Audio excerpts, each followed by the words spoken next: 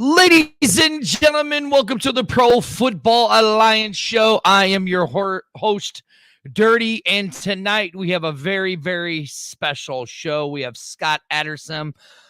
I completely forgot where Scott's from. I have producer Frankie tonight, but I don't feel like I'm going to put him on air tonight because him and Arlington made me mad. And we're going to have a very, very special guest, Bob Newton, on the show. Scott, how are you, sir? I'm doing well. How are you doing tonight? Look, I got Frankie's in the background, all huffy puff. Look at him. Look at him. He's all getting angry. It's that dumb haircut he's got. First, Scott, first and foremost, get the Birmingham Irons helmet, and then we'll bring Frankie on. Frankie did nothing but talk trash about the USFL all weekend long. Can you believe that? What do you have to say about it? What did Frankie think? Should we bring him in? Should we bring him in, Scott? Absolutely. Oh, okay. Let's bring. And our other esteemed panelist is Frankie from a USFL Forever YouTube channel. He still didn't get that haircut fixed, did he, Scott? Looks good to me, man. Don't worry about it. Don't let him bring you down. Where the hell did you get this thing where I was trusting the USFL? I was trusting the XFL, which is a bunch of nonsense. The whole weekend. No, You Scott, the did. whole weekend. And Frankie was talking about how terrible it was, how it was a shame. That was all a lie. Don't believe it, Scott. And I was like, are you kidding me? Those were some really, really good Oh, games you this lying week. sack of crap. Oh, my God. You're such a liar. Am I right, Scott? Dude, we got sort of some Jerry Springer action going on here. This is He looks like Jerry Springer's kid. Can you let Scott talk there, Frankie, without interrupting him? You're lying. I would never trust my USFL. That's not what I was hearing. You wouldn't trash the original USFL, right? But Or the current one. okay. I'll trust the XFL, that's for sure. I see Bob on. I see our next guest, Bob Newton, on here. It says I don't think his camera's connected, Frankie. Let me go contact him real quick. All right, you work that out. Me and Scott will talk about the of football real quick. I'm gonna leave for a few minutes so I can call him. Okay. Oh, good. Finally, the show will get better. Oh my God, you jerk! see Arlington now. There we go. Well, Arlington's out on assignment, so that's just how Frankie. I don't know why he's using Arlington's picture, but anyways, Scott, 3 million viewers, game one for the Generals versus Birmingham. What do you think of that? Do you think that was a good first rating? Yeah, I mean, it tracked with the same ratings of the last XFL and the Alliance of American Football. I kind of thought it might even be higher, just because there had been so much hype leading up to it. But I mean, yeah, that's a good start, and that was a good game. I mean, that was for your debut to have a game where there's 52 points and it stays close the whole time, and it ends in pretty dramatic fashion. I mean, I think that was tailor-made for what they wanted for their opening game. But now, hold on, Scott. Now, hold on. You said something with all the hype. Here's the thing. They didn't really do a whole lot of hype and a whole lot of promoting. Well, I will say this. Yeah, I'm thinking in terms, since I live in Birmingham and just like the local TV stations and stuff. So it was, the people here were really aware. But yeah, you're right. I mean, that I have no idea how it was played in, Detroit or East Rutherford or any place like that. Right. Now you're in Birmingham. So you ended up going to the game this weekend, right? I did. I covered it, and it was kind of neat because I started adding it up, and that was the 10th time I had seen a new Birmingham team in a new league. And that counts the two American Football Association semi-pro teams and the Arena League 2 team that we had several years ago. So kind of hit a milestone there. Gotcha. Okay, so now I watched them on TV. You tell me, since you were there. I've talked to some other people. They said there was 40,000 people there. Talked to other people. They said there was only 17,000 people there. Fox had reported they had sold 30,000 tickets. Okay. Now, mind you, I understood that it rained the day, and then on Saturday it rained, or on Sunday it rained, and then they had to postpone the Tampa Who was Tampa play? Tampa and Pittsburgh. Pittsburgh, right. So they had to postpone that game till Monday. Now you tell me, was there how many people were there in attendance? Do you think it was closer to that 17.5, or do you think it was closer to the 40 that a lot of people are saying? I think it was, and because I actually stepped out and looked, after at one of the breaks, and I believe it was between 25 and 30,000. Now, officially, they said it was 17.5, but what I think they did is, since you could get 3 kids in under 15 with any ticket, there were a whole lot of kids there, and apparently they just didn't count the kids in the stands, because I would. No, go on. Go ahead. No, I was just saying. Go ahead. There was that 17.5 when they announced that officially. I thought, no, that's not even close. I mean, it was anywhere between 25 and 30. I'm not terribly good at guessing these things, but it was probably closer to 30 than 25. Okay, so like you said, and if you've seen, they were giving away the tickets for $10 with $25 premium tickets, and then I think it was you get 2 kids in under the age of 12 for free with 1 paid adult. Well, it was actually under 15, so you had some little bit older 15? Kids. Yeah. Okay. So now that I could buy an extra set of 10 to 10 extra thousand people there that aren't accounted for because they're basically comps, right? Right. Well, I would lean more towards that they had the 30,000 tickets sold or given away due to the tickets being sold, and then with the 40,000, and then with the kids. See, like Jared here, he said 40,000 distributed. So that would sound about right then if you're saying it was you saw a lot of kids there, right, is what you're saying? Yeah, I mean, it was I was just stunned when the league themselves made that the official count, because let's face it, a league is usually they're going to err on the higher side or something. So when they came out and said that, I thought, wow, okay. And I realized that they're not terribly concerned about attendance, because ultimately, this is a league, but it's also a television series. I mean, they want to draw eyeballs on TV, but still, I mean, when you see that many people and that's your opening game, play that up. I mean, that's gonna help you out. What's up, Sandy? Now, Scott, I'm glad you said something about television series, because I did catch the United for Football, the USFL thing that they did before the game with Birmingham and the Generals, and then I got to watch it fully through with when they did the rain delay, right? And I actually thought Fox did a really good job with that. Have you got to see that yet? I have not. No, I'm interested in hearing your thoughts on it, because I haven't seen it. Well, so we talk about the XFL on Wednesday nights, 7:00, XFL STL Talk Show. Me, Arlington, and Will talk about the XFL.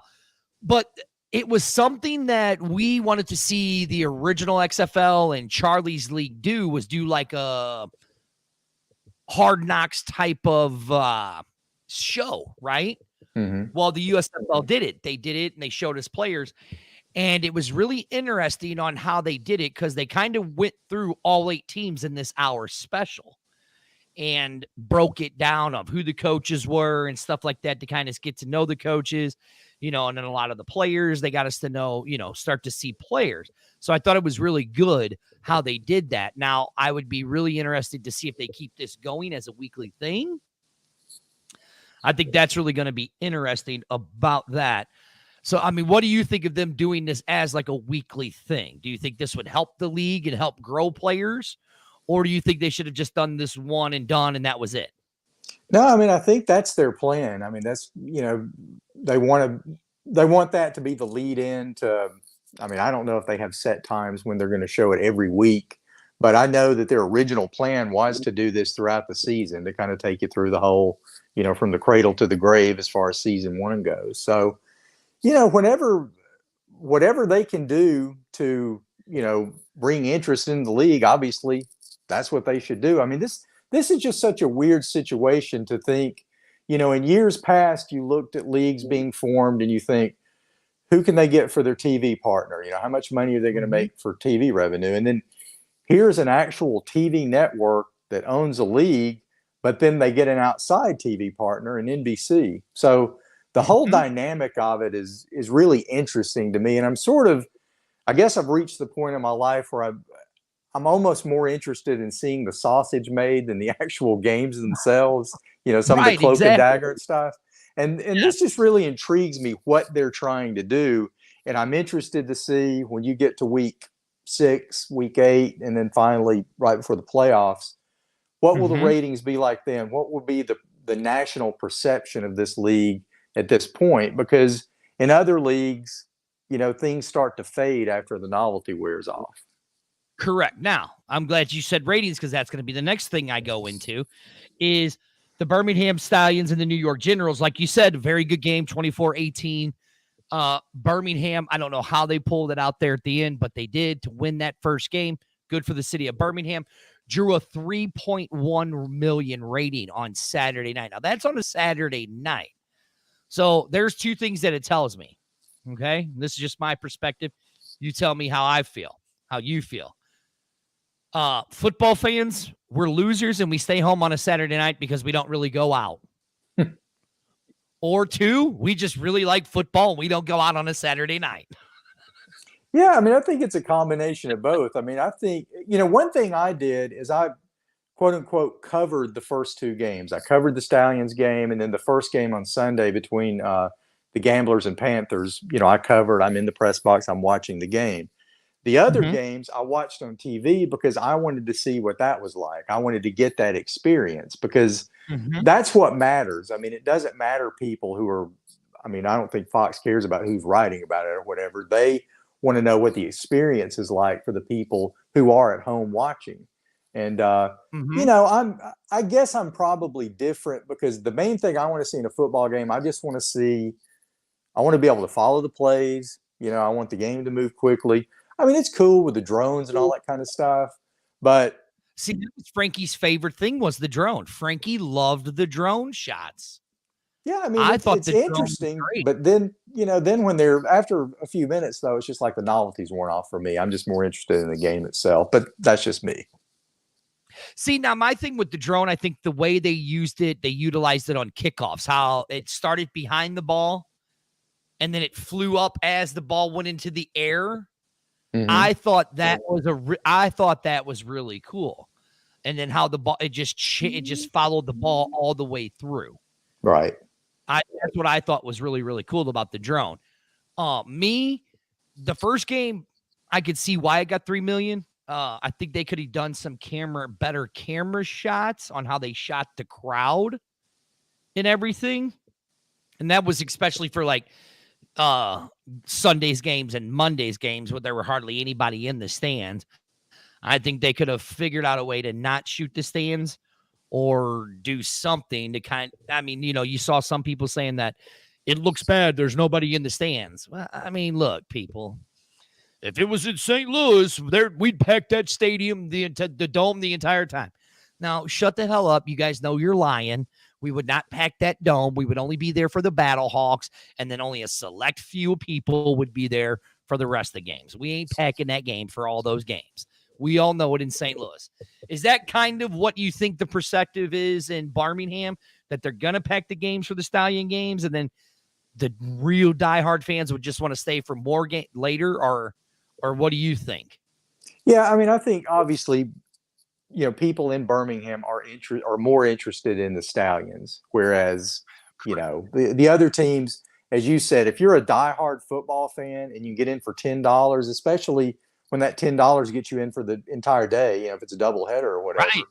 Right. Yeah, you might want to hang out for that. But, one thing that I think I would have done, from a marketing standpoint, if I were the people that put the hub here, they know that the vast majority of people are going to pull for the Stallions, as they should. Correct. But then maybe have volunteers for each team, before Stallions games, out there with T-shirts and pennants and whatever from the other teams. And then, have them approach fans coming in and say, look, we know you're a Stallions fan, but make us your second favorite team. And then when they play, and then you just sort of create kind of a fun competition among different fans. And you got some little kid that all of a sudden he's given, a Tampa Bay Bandits T-shirt and pennant, and he's thinking, oh, well, this is kind of cool. I may be more interested in them. Dad, could you take me to the Bandits game next Sunday or something? I was kind of hoping they would do something like that, but they just, I guess they figured I guess they figured the approach they have is enough, because again, it's about TV. They just want to make sure that people are watching it on television. Right. Yeah. So now Sandy asked right here, do you think so many viewers, that there were so many viewers because it was the opening season and then it will fall off? I mean, yeah, I mean, that's what I think. I think it was that novelty. Hell, 3.1, that was more than the XFL had its first game. I think the XFL's first game was 2 million. You know what I'm saying? So they had 3.1 for their first game. That's not that bad, in my opinion. I mean, wouldn't you agree? Oh, I'm sorry. You agree? Were you talking to Sandy or me? I'm sorry. I saw I'm talking to you. No, Kyle. No, Kyle. It was 2.3 was the viewing for the very first XFL game. Who played in the first XFL game? I can't even remember. I'm gonna Google it right now. So, because I think I watched it. I thought the last version of the XFL was actually pretty good, but I can't remember what the first game was. I mean, do you remember how long ago that was? Yeah, that's what 2020. 2.1. 2.1, Jarrett. 2.1. I'm reading it right now. 2.1 is what it was. Oh, no. 3.3 was what it was for the first game. And it was DC that's not right. Hold on. Week 1. Here we go. DC, that was a noon game? DC at Seattle? It could have been the early game. Oh, no, it's Houston and LA. 3.2. 3.2. They didn't, is what it was. Did the XFL do any night games, or were they strictly day? Because it seems like everything I watched were, they were afternoon games. I don't recall any night matchups. No, yeah, they did night games. Did they? Okay. There again with Birmingham not in it, I wasn't as if Birmingham as a team, I have a moral obligation to watch it, regardless of the league. But the XFL, I picked the New York Guardians for no apparent reason other than I just sort of pick New York teams when they come along, and I liked it. I hated to see what happened to the league because I really liked the rules and I thought the play was pretty solid. Right. Now, Will said something here, which I didn't see it in the first game, but I did see it in the second game, that he said, did the first down line tech show up for the other 3 games? It wasn't in for the first game. Yeah, they did have some problems with that in the first game, but it did show up in all the other games. Now, did you get to see that in the other games, Scott? I didn't. I really didn't. Yeah. So, I mean, really all it was a yellow line. That's all it really was. It wasn't anything special, to be honest with you. It was just you had more camera angles on that line to it. And then I guess because the ball had the chips and there was computer things in it, it would give you to the actual inches, like at one point, like Jared said, it said 34 inches from the first down line, so stuff like that, which was really cool. Now, what did you think of the first game with the Birmingham and the New Jersey Generals? I mean, I enjoyed it. It was, again, 28-24, went down to, I was like you, I think you mentioned earlier, it looked like the Generals were basically in control, even though it was a close game. And it really surprised me, that Birmingham pulled it out. But, their starting quarterback goes down with an injury. Smith comes in. He finally finds his rhythm in the second half, leads them to victory. So it was one of those, kind of, if you were writing a script for how you wanted the first game to be, it turned out perfectly. And I did. I enjoyed it. I mean, especially considering, these guys only had 3 weeks practice. And if you look at the Generals, Perez, their starting quarterback, although it was Johnson that, took over at the end, but he only had 2 weeks of practice. So, right. Yeah. Okay, now I'm glad you said that. Because a lot of people were complaining that they didn't have enough. The gameplay was terrible. The gameplay was terrible. Like you said, they only really had 3 weeks worth of practice. Yeah, and I think last week I said, it's going to be sloppy. You just hope it's entertainingly sloppy. And I think that's what this was. But yeah, I mean, there's no exhibitions. The teams had one scrimmage each, and the scrimmage was, it wasn't like an exhibition game. They just did a lot of situational stuff.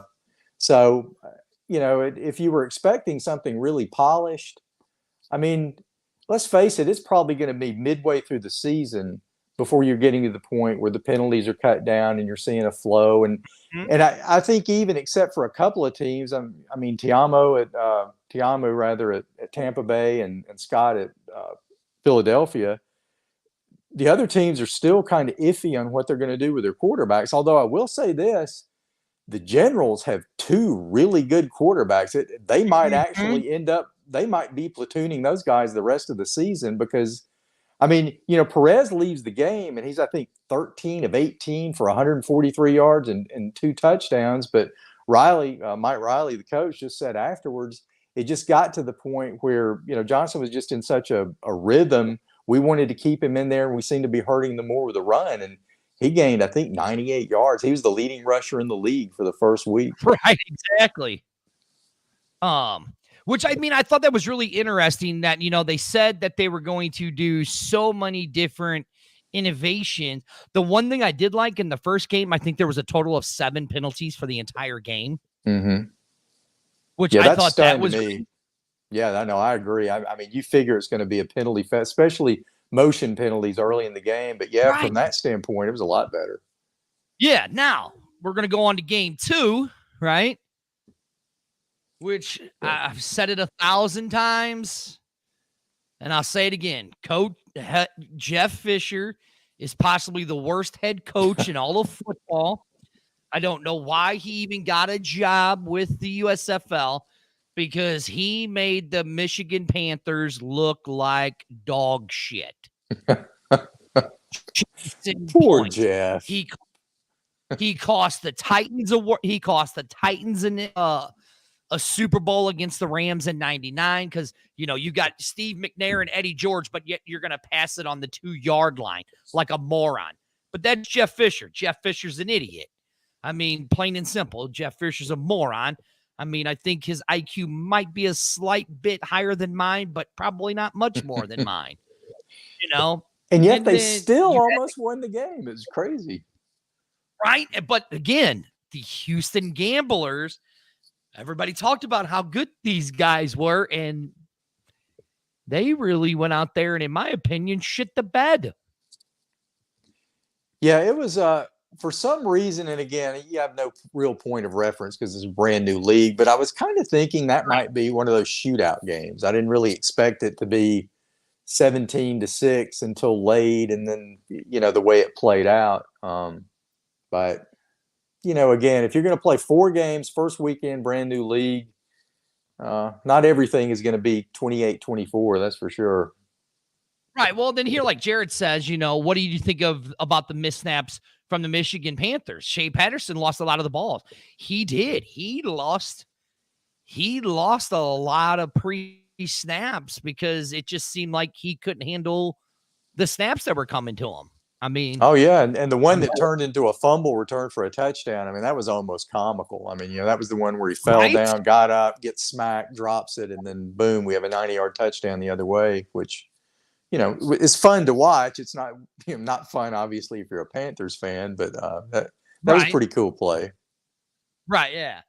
Now, somebody up here, now you tell me what you think. So somebody right up here said the problem with nobody in the stadium is that people watch it on TV will start wondering why nobody is there and start wondering why they should bother to watch. Well, the TSFL people didn't show up. Well, no, and they watched. But I think they do have a point there, because I'm thinking, I understand the hub concept. I understand that they're, saving money. And I'm just so used to just simply watching the game and not watching the fans. I don't really care. But I can see where, somebody in Fargo, North Dakota that just tunes in and they don't see anybody there, maybe they think, well, this must not be that big a deal. I mean, if the people there don't care, why should me thousands of miles away care? So I can see, I mean, that's obviously it's an individual thing, but I could see over time that if just a casual viewer tunes in, someone that likes football, but they're not completely sold on the concept of spring football, and then they turn on a game, and then, you see the drone flying around and you go, wow, I can count the fans in the stand. There's 12 there on this Sunday. So, that might be, that might be something that could be problematic. Again, we'll know more about that when we get to like week 6 and week 7. Right. I'm going to give them the benefit of the doubt because they started on Easter weekend. 3 weeks worth of practice. They had you guys had monsoons down there in Birmingham, Yeah. And the sad thing is like 4 days before it was supposed to be clear. It was supposed to be beautiful weather. And then all of a sudden everything just, we had to deal with the weather issues, but that's spring in the Southeast. It's going to do that.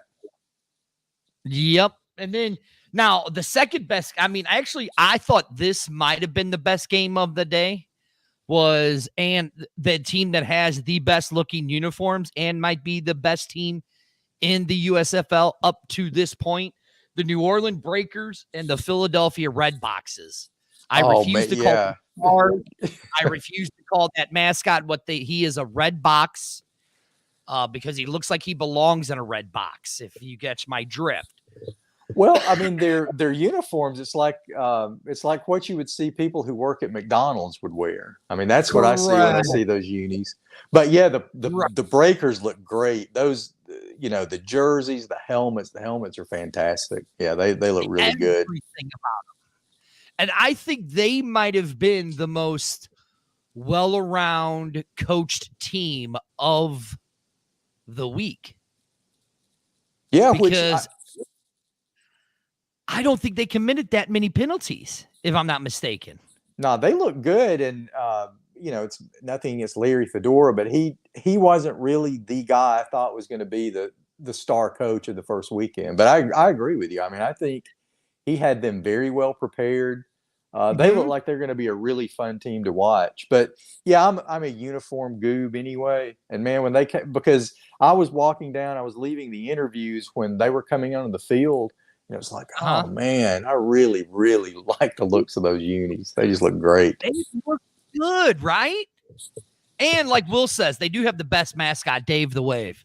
Oh yeah, Dave. Got to shake Dave's hand at a donut shop Friday morning. So that's. Did you really? Yes, I did. He was. They had different players set up. It's Heroes Donuts and Buns. They were doing kind of like a meet and greet with the public around different spots in Birmingham. And so they just had all the mascots, USFL cheerleaders, and different players. And I went to the one where Luis Perez was because I wanted to do a feature on him, and Dave the Wave was there. So he was the first USFL mascot that I encountered. So that was fun. Right. Somebody says the red box is a degenerate. Yes, he is. Yes, pineapple does deserve to be on pizza. If you don't think it does, then you're an idiot and you've never had pineapple pizza. Let's speak of that. A lot of people are really mad about the whole chicken salad and pizza thing where Devontae Smith gets cut by who was it? The Maulers coach. Right, yeah. He gets cut. A lot of people are mad. Now you tell me what the scuttlebutt, because I heard that that he had made three infractions in the 24-hour period. Is that true? I don't know. I came in late on that too. I just heard about it. The first thing I heard is the big, pizza controversy or whatever. Game, right? Yeah. And I'm thinking, okay, well, this is probably getting people who normally wouldn't talk about the USFL talking about it. So, maybe it's not that bad. But then, the later I heard that supposedly there had been, he'd done 3 things and they're real, the thing is, that's another thing with this being part of a TV network. They're pretty tight-lipped, so I don't really know I don't know what's going on exactly, but I know that particular, they would have really rather avoided that kind of publicity, I think, even though, as I said, it did put their name out there, and people that normally wouldn't be interested maybe thought, I need to get, if they're not going to let guys eat pizza, maybe I need to watch this league. I don't know. Right, exactly. And then speaking of that, our last game was the Tampa Bay Bandits versus the Pittsburgh Maulers. Oh, we got our second guest on. He's talking. He can't hear us. Bob, we can hear you. We can see you, Bob. You're good. We're going to get you on in a minute. I know you can hear me. We're going to get you on in a minute, Bob. So just hang in there, buddy. The Tampa Bay Bandits versus the Pittsburgh Maulers. Listen, my boy Jordan threw 2 picks. One was his fault. One wasn't. He did have the most passing yards in the league, though. I'll give him that. I mean, you could tell. Oh, there goes Bob. We just lost him again. Okay, he'll be back. Okay, now I thought it was Scott I thought Scott had 202 yards. I thought he was the only QB that eclipsed 200. How many did Tiamu have? Over 2. Yeah, let's see. Let me look. That's the problem. They're not going to really tell you. Well, you were there. You tell me. Yeah, I wasn't at the Tampa Bay game, but yeah, I thought Scott had 202 yards. No, you're right. I against just New found it. Orleans. Scott had 202. Jordan had 199. Okay, so that was, but Jordan was on the winning side, so I think that he could, that Right, trumps exactly. the 3 less yards he got from Scott. So. Hold on. I'm texting our guest. What did you think of that game when you watched it?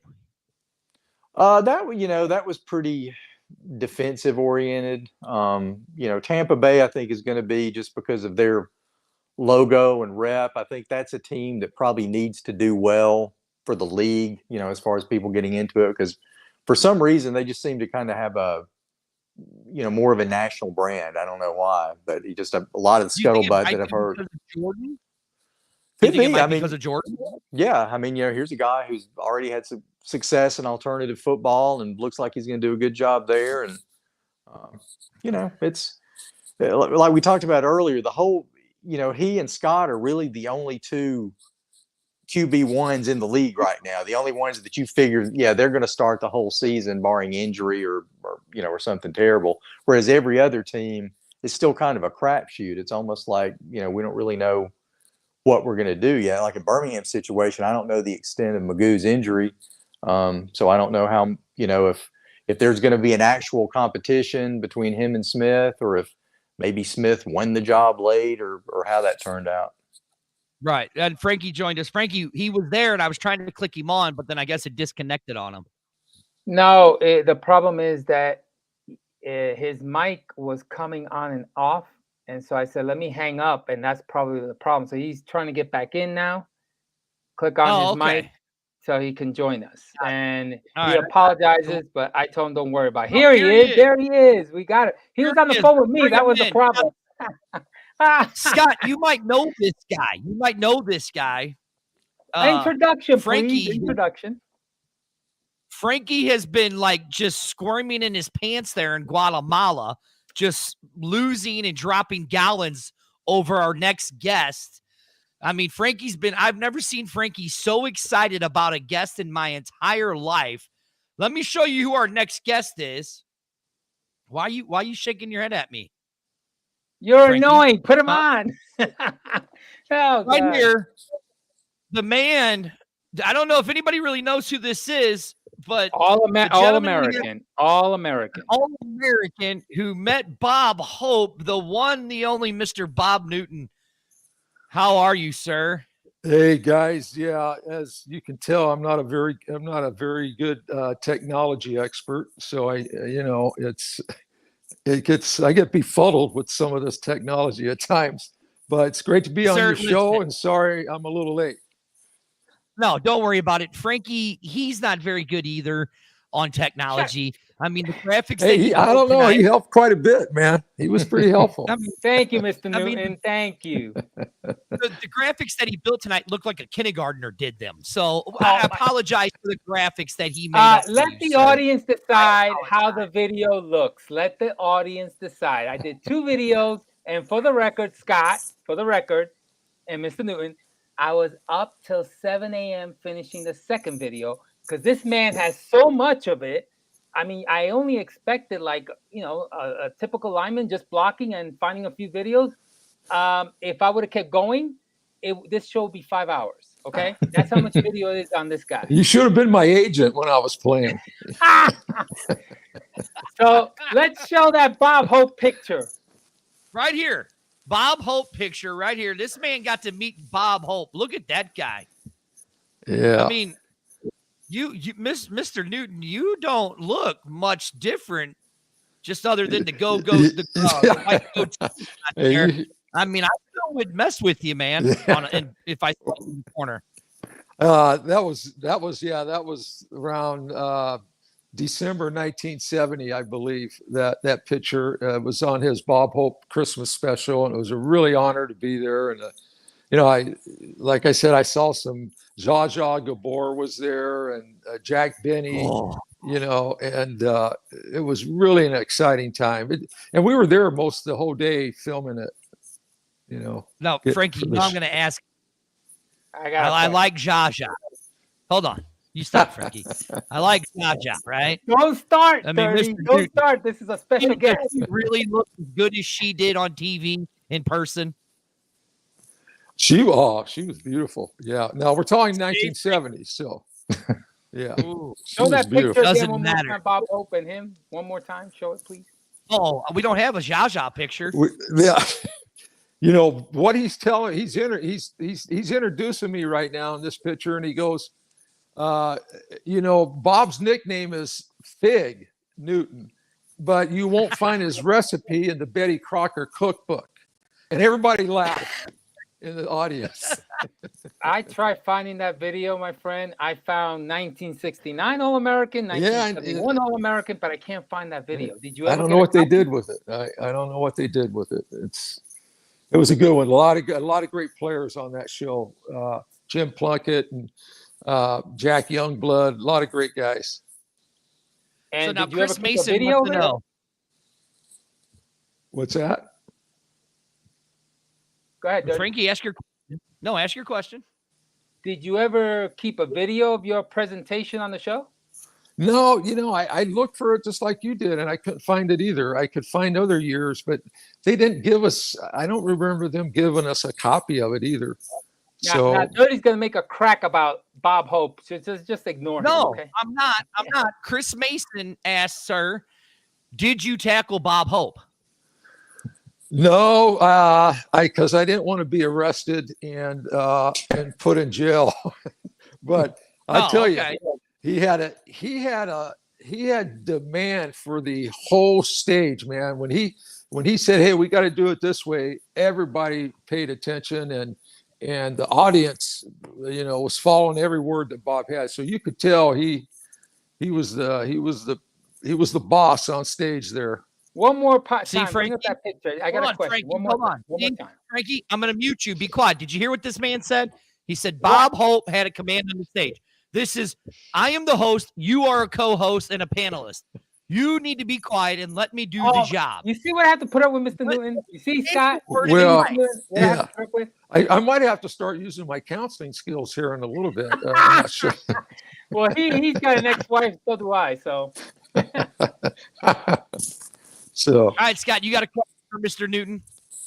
No, I just, I remember the Chicago Blitz era there, and I was just, I'd love to hear your thoughts on that because we all are, but I love the Birmingham Stallions, the original USFL. That was just a special time for sports fans down here. Just kind of want to get, your thoughts on that experience.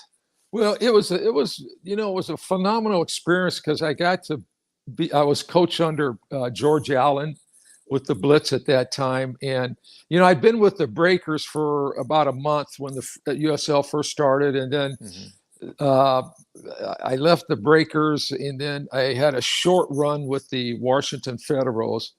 And then George Allen got a hold of me and invited me to the Blitz. And then I went there, but by the second or third week, I was in pretty dire straits with my drinking problem by that time. and I just wasn't. I couldn't keep up. I couldn't.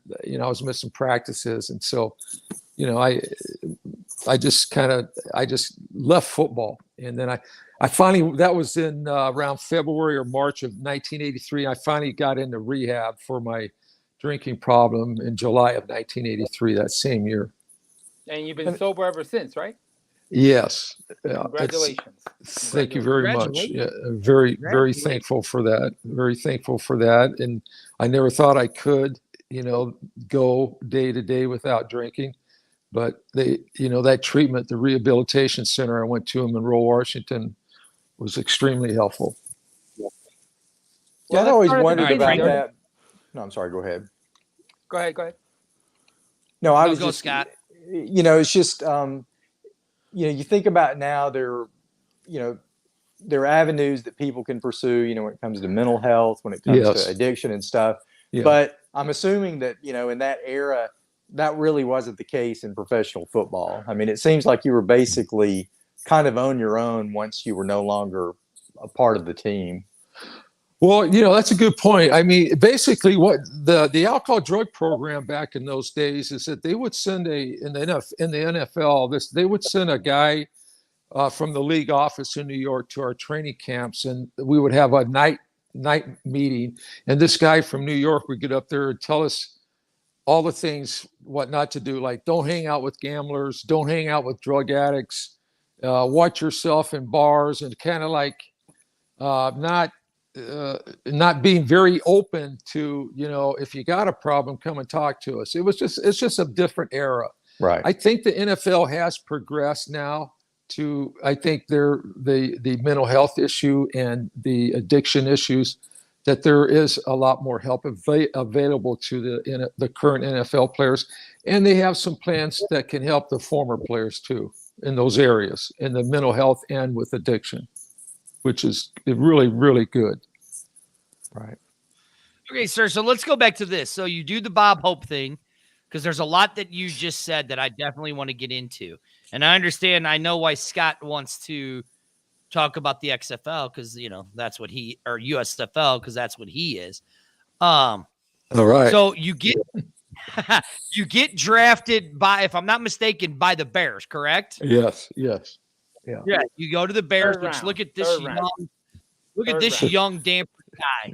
Now, guys, if you saw this guy, Frankie and Scott, if you saw this guy on Rush Street in Chicago, would you even think about with that guy? Well, I just call him sir. Now,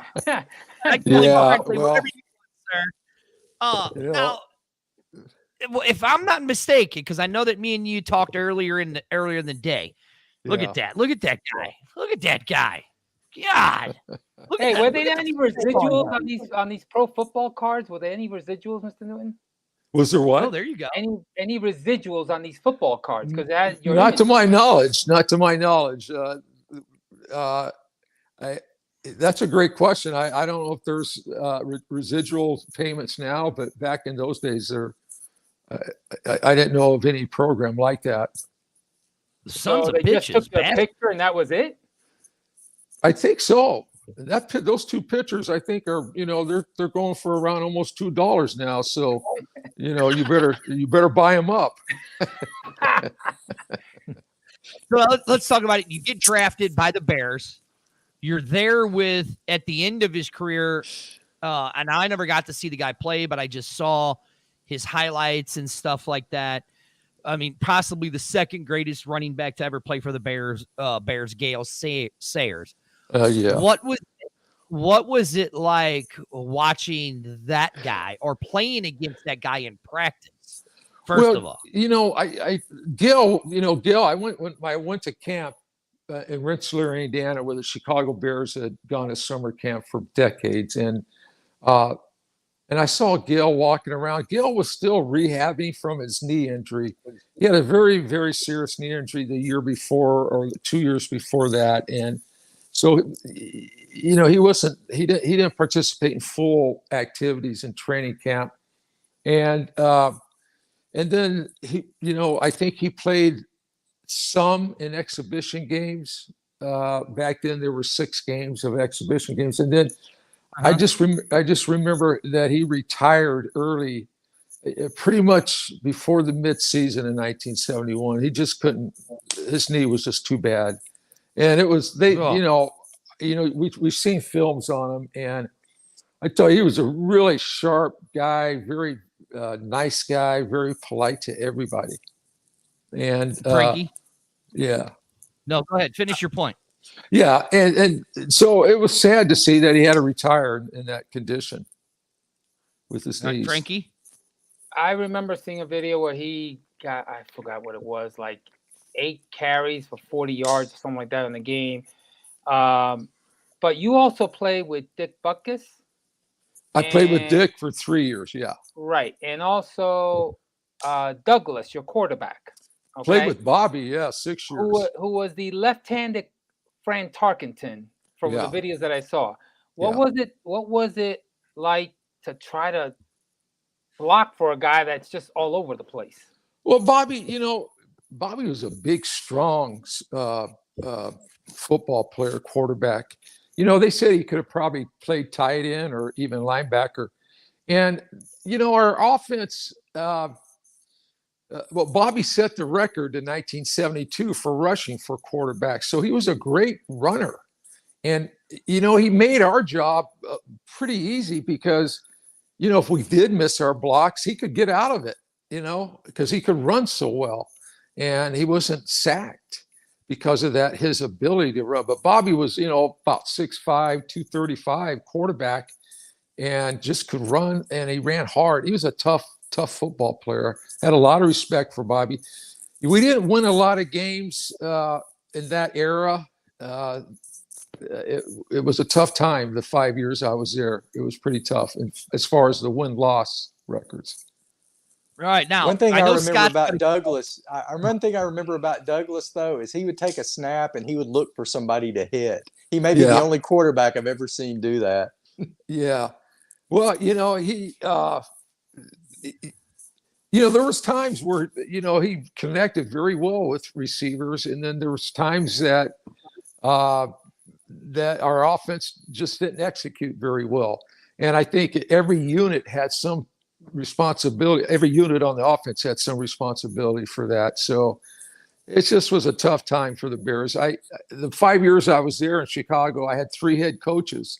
So it's hard to develop cohesiveness, when you got that and 3 offensive line coaches at the same time. So it was a challenging time. I was.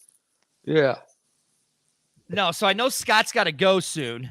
And I want now, Scott, do you realize the man sitting next to you played against Herschel Walker in the USFL? And he has a little story about Herschel Walker when he was at camp. I know you got to leave soon, so I want Mr. Newton to tell you this story real quick. Well, it was both the New Jersey Generals and the Boston Breakers. They had their training camps in Orlando, Florida, at I believe it was Central Florida University, and we lived in dorms that weren't very far apart. So we ran into, going to meals and going to practice. We ran into Jersey guys, and they ran into us. The Breakers, and I remember the first night that Herschel came in, when he signed with the New Jersey Generals. And again, he was a really polite guy. And I just kind of walked by him, but he was getting a lot of press of being of the salary that he was going to get to play in the USFL. And, we saw what kind of phenomenal football player he became. But that was pretty neat. So, the USL was a fun league the time, and I would have kept playing, but I had this problem. But it was an exciting league, and I wish it would have continued. Well, and you really have to thank the USFL for some of the salaries that followed in the NFL. Good point. That's right. Exactly. Because there was a lot of guys playing for the USL that went back to the NFL and vice versa. On the front, up front, a lot of guys left the NFL to go to the USL, and I was signed by the WFL in 1974. I was signed with the California Sun Oh yes, magenta and orange forever. Yeah, that's right. That's right. They had that sun on their helmet. Mhm. They signed me in 1974, but I was contracted with the Bears until 1976. So by the time 1976 came around, they had kind of closed shop and were shutting down. And There's my dungeon. All right, Scott, before I let you go, next week's games, because I know you got to go, Michigan and the Generals. Who you got? Generals. Thank you. Be quiet, Frankie. You will do yours in a minute. Maulers and the red boxes. Oh, go with the boxes. Okay. Stallions versus the I already know Gamblers. You're gonna go Gamblers. I already know that. Or no, you're gonna go Birmingham. So I already know that. So that don't count. Okay. Am I right? Is that what you're going for? No, I was actually going to pick the Gamblers, but Okay, then pick the Gamblers then. Okay. And then the last one, the Breakers versus the Bandits. oh wow, I'll go with the Breakers just for the uniforms. All right. We'll see Scott next week to talk about it because he will be down there in Birmingham. Scott, where can people find you at? Just AdamsonMedia.com. There you go. All right, Scott, thank you for joining us. Thank you guys. I enjoyed it very see much. you, Scott. Take care. All right. So, wait, I hit the wrong button. All right. So, shut up, Frankie. We have enough technical problems. I do right now. I got to fix my green screen real quick. So right here, this is something Frankie wants to show. Mr. Newton, this is you.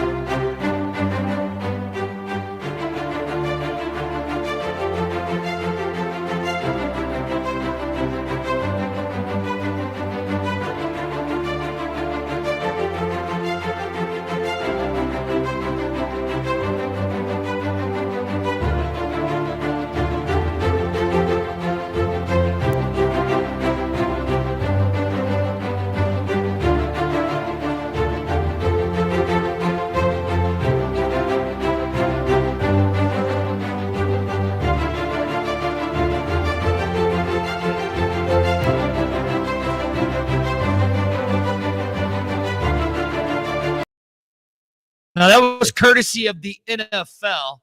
We got to watch, so the NFL doesn't flag us for being punks like they are.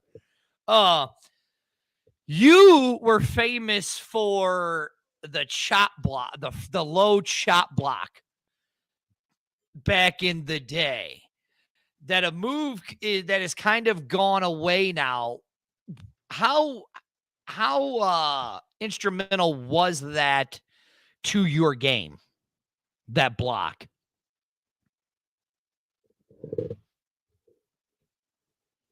I can't hear you. I know. Hold on.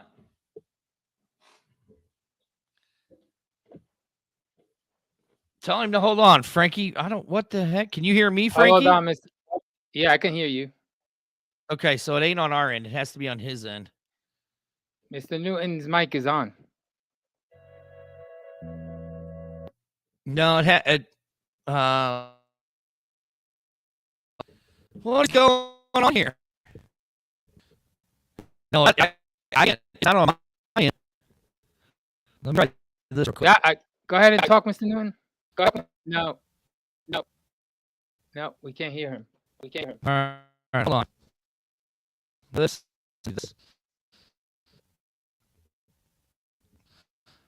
No, what's going on here? Everything's there. Oh, here comes Arlington to yell at me.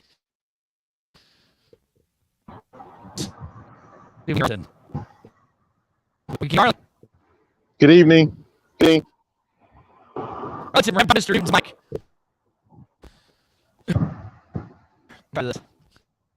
Your mic is sounding choppy, Dirty. Your mic is sounding dirty. Mine is? Yep.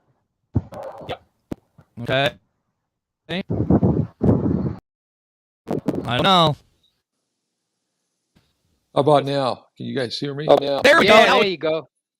There we go. I don't know. Okay, you're still going out a little bit on me, Jason, but I think. Am I? Okay, I hear you pretty right, good there. I pretty good rolled there. my headphones rolled over my wheels rolled over my microphone. Oh, okay. So yeah. Okay. Okay. We're good now. So now let's go back to the block because that's what I asked you, right? Yeah, You well, kind of, I mean, that block was major in your career. yeah, you know, I had a Why did great. you block a lot? Why would I use it a lot? It was a very effective block, and it was legal, and but you always were taking a risk. Conrad Dobler had a history of using that block too, and kind of a dirty player, and I'm sure I was considered that, using that block at times, but it was a block that I worked on, and it was very effective when it was executed correctly. Now, if it wasn't executed correctly, you can look pretty stupid and bad because a guy just kind of hops over you and goes makes the play, and you're laying there on the ground. So Howard Mudd, who coached offensive linemen for 40 years, he said that they used some of my chop blocks to when they changed the rules to. They had it in the film. This is what not to do from now on. So This is not to do from now. You can't do this anymore. So they would show me and Conrad Dobler, a few other guys using these chop blocks, but that's where the games come from. And it's just the game has progressed. It's just a different era of football. Okay, you say it's a different era. Go on, Frankie. Well, I noticed in the video, which we're going to show the Seattle Seahawks one. And Dirty, you can forward. I don't know if you can forward it before you show it. The first minute is the NFL films. If you want to skip past that and go right into it, because the other footage is fine. We won't get in trouble for that. But in the Chicago, when you were playing for Chicago, first of all, 1971, you did not start. If I'm not mistaken, you played, but you didn't start, correct? That was my rookie year. I started one game that year. That was the last game of the season.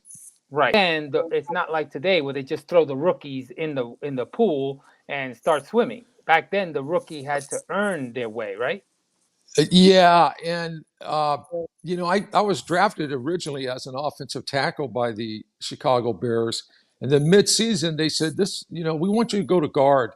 And I said, well, I've always played tackle. They said, well, we want you to go to guard. We think because I like to run, and guards did a lot more running than tackles as far as pulling inside and outside. So they moved me, and they felt I was ready to step in towards the end of the season to get a starting opportunity, and then the following year I started every game in but 72. When Douglas took over, because if I'm not mistaken, he was quarterback number 2 or 3, because the first guy got injured. When I first got there, they had Jack Kincannon, and then I think they had Kent Nix. We went through a lot of Bobby was, I think, the starting quarterback in the mid-70s most of that time. Because the other 2 were injured. Yeah, and then we drafted Gary Huff, I think, in 73 or 74, and he played a little bit too, and I think he started a few games. But with Douglas, because I noticed on the video, it seems like it was a bunch of rats running around. Well, it was crazy. Yeah. It was like Douglas was all over the place. I saw you defending him, protecting him with one defensive guy, and then all of a sudden he's running around like a maniac, and now you're up against 2 or 3 more. Yeah, well, that was Carl Eller. That I got to take ownership of that. They had run a tackle in twist, and we were supposed to switch off on that. Now this is the game I was a rookie, my first start, so I was pretty green. And they ran, I think it was Gary Larson and Carl Eller ran this in tackle twist, and got me confused. So I started blocking the tackle, and Eller kind of loops around me, and he's going after the quarterback, and so we got two guys on this tackle. So yeah, I try to spin off and get Eller, but I was a little late. So here you go, Frankie. Here's a good question from a loyal listener of ours, Mike. Mike Tackett. He's the one. Hold on, this he's the one that wants to get an AAF jersey. All right, here we go, Mr. Newton. I'm sorry, I'm apologizing. I'm just going to mute Frankie because of his nonsense. This is a really, really good question here. It says, Bob, how was it being recruited by Tom Osborne? Also, between Buckus, Sayers, Payton, and Largent, or anyone else, who taught you the most about being a pro on and off the field? See, wasn't that a great question? That was a great question. Yeah, and then Frank said no. Now, Jason, we talked earlier. I've been hitting the head quite a few times. Now, what was the first question again? What was it? I don't even like saying this guy's name because I live in Missouri. Tom Osborne. Oh, that's okay. How could I forget that? I met him when I was just an 18-year-old sophomore in junior college, and they started recruiting me out there, myself and another good friend of mine, Bob Terrio, and it was a real honor I remember Coach Osborne coming to my house and meeting my parents, and it was just, wow. I had a good feeling about him from day one, and I've known him since 1969, and we've stayed in contact. I got to visit him a couple of weeks ago when I was in Lincoln, and he looks very good, very sharp. But he's a good friend, and that was a blessing knowing Tom Osborne. And I also liked our head coach at that time, who was Bob Devaney, and he was a great head coach too. Both of those guys. Right. And then he says, "Man, Mike, this is a great question because a lot of these guys that he mentioned are some of my favorite players of all time. Dick, like, who taught you the most on the field between these guys? Buckus, Sayers, Payton, Largent, or anybody else? Who taught you how to become a pro on or off the field out of those guys?" Well, I was around Dick. My rookie year, it was Dick's 7th or 8th year, I think. So he was a real seasoned veteran, and he had some of these problems too. But he came back, got a player of the year, comeback player of the year coming from that. But he had a presence to him that was unique. I mean, I've said that he intimidated everybody on the field. I mean, he intimidated coaches, referees, his teammates, the opponents. Nobody screwed with him, man. And he was a very smart. He was a very smart football player too. He called all of our defenses. He was the defensive captain out there. But he enjoyed football. He enjoyed playing football, and you could tell that. And I could relate to that. I had a passion for football, and I loved it. So just being around Dick was just a great experience. Walter Payton was. All four of these guys had great work ethics, and they were smart football players. You could tell they put time into studying the game and their game plan, and they didn't make a lot of mental errors.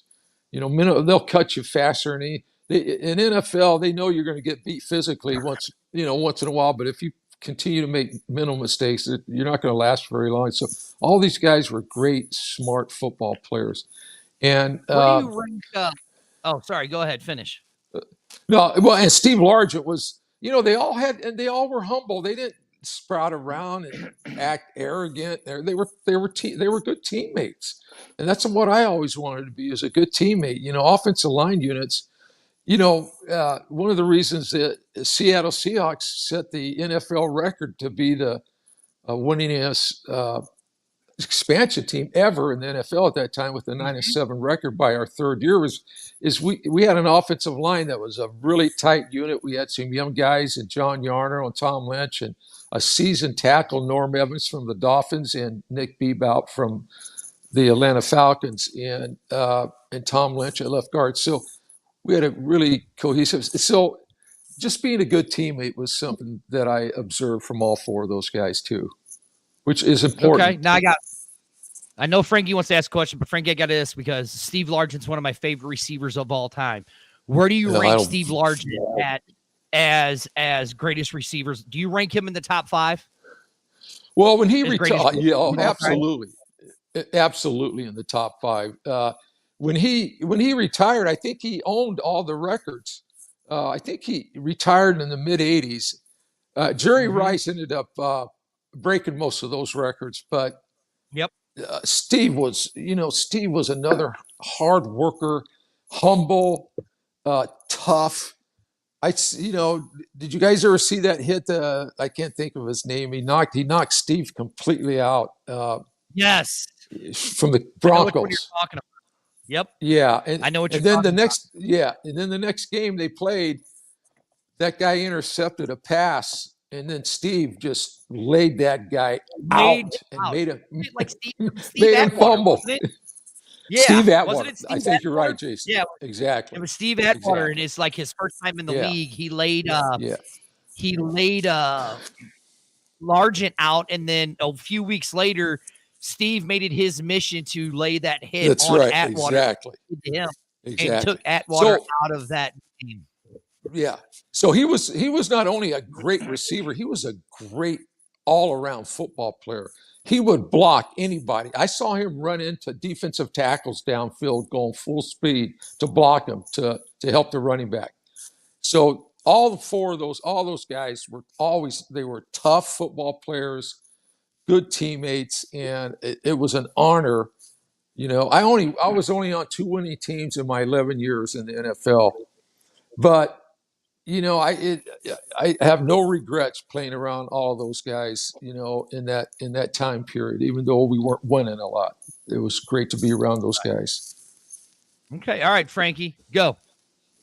1975, the Chicago Bears were rebuilding. From what I remember and reading, they were rebuilding. Jack Pardee, the new coach, came in, and he basically said everybody's job is on the line. Do you remember that? I do. Okay. Now, Walter Payton played that year, but when I saw the videos, I did not see you anywhere. Were you on the bench? Were you already traded to Seattle? Were you cut? What happened in 1975? Because go ahead. That's a good question, Joe. What happened when he came in? When Jack Pardee came in, we expected that. There was going to be some changes. He came in, and Jim Finks came in to be the general manager. They were the 1-2 guys running the organization at that time. And in '75, I think they cut, out of the 55 or 45 we had the year before, I think they cut like 32 guys. They only kept about 15 of us, maybe a little bit more, but they cut most of the, probably 75% of the previous team. And I was one of his guys. I mean, I think he liked me initially. And I remember Jack Pardee when he played with the Rams. I had a lot of respect for him. I was, LA high school. And, but we were playing an exhibition game in the summer. We were playing the St. Louis Cardinals at that time, and I mean, the St. Louis Cardinals. I get mixed up. They're the Phoenix Cardinals. But anyway, right? Yeah. And we're playing them in Champaign, and it's in August, and it's really hot, and I'm sweating. Anyway, I'm pulling on a sweep, and out of nowhere, this defensive safety comes out of nowhere. I didn't even see him, and he speared me going full speed right into my inside thigh, and I thought he broke my femur bone, and I could barely get up. I limped back to the huddle.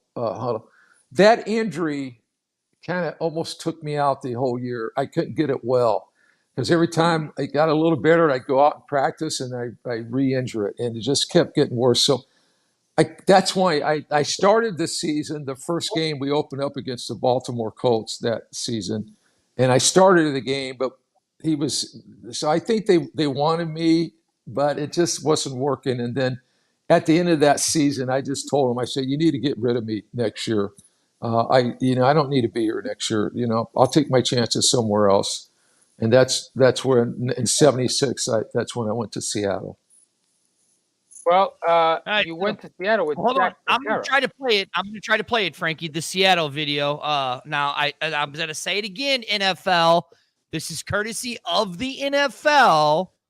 We're not Bill. trying to monetize off this, so don't block the There stream you like go. you did the last time, pricks. Oh, you go, Frankie. I'm gonna get to it. You ready?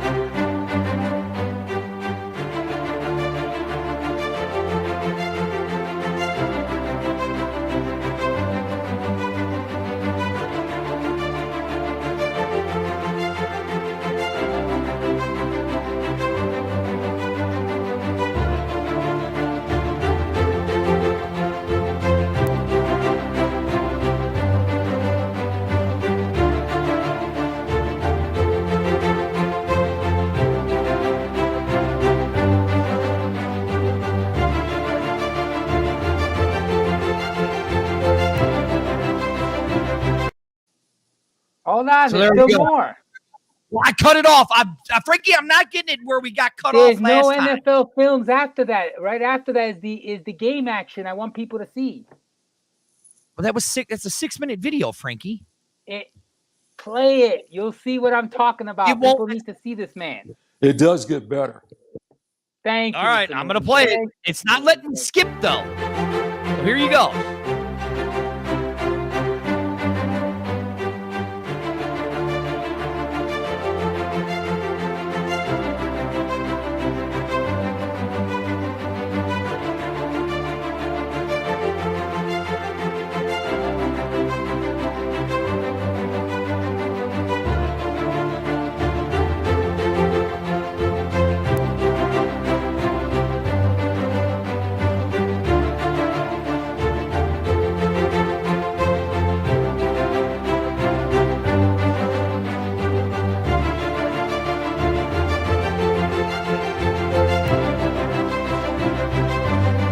Rabel is to the right and Larkin out left. And this is Smith.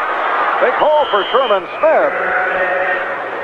McIntyre makes the stop on Smith. Sherman Smith now taking up some of the slack again with the loss of David Sims. And Sherman Smith runs inside as well as any running back in the National Football League. You saw the block on Buns.